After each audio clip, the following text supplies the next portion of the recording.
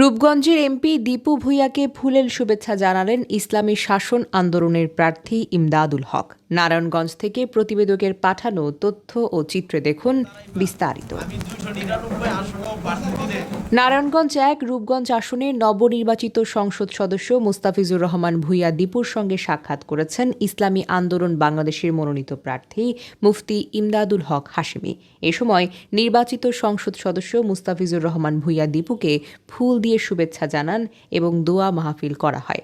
18 ফেব্রুয়ারি বুধবার দুপুরে নারায়ণগঞ্জ জেলার রূপগঞ্জ উপজেলার গোলাকান্দাইল এলাকার নবনির্বাচিত সংসদ সদস্যের বাসভবনে এই সৌজন্য সাক্ষাৎ ও ফুলেল শুভেচ্ছা জানান ইসলামী আন্দোলন বাংলাদেশের নেতৃবৃন্দ।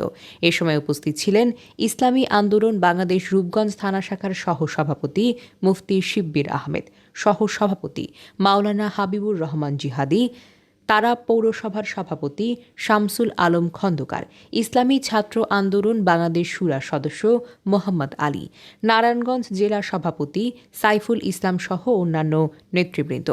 ইসলামী আন্দোলন বাংলাদেশের মনোনীত প্রার্থী মুফতি ইমদাদুল হক হাশেমি বলেন, আমাদের ইশতেহার এবং মুস্তাফিজুর রহমান ভূঁইয়া দীপুর ইশতেহার মিলে গিয়েছে।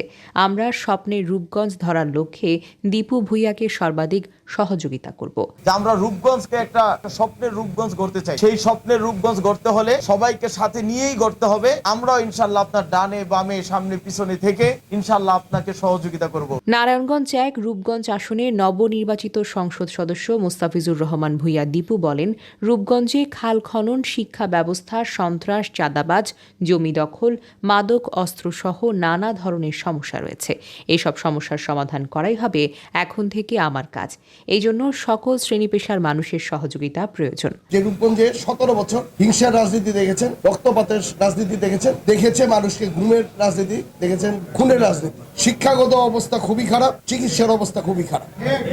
যত খাল আছে সবগুলি দখল হয়ে গেছে। যে খাল দখলের জন্য আজকে জলবদ্ধতা আছে রূপগঞ্জে আমার মা বোনরা কষ্ট করা মানে কি আমরা নিজেরা কষ্ট করা।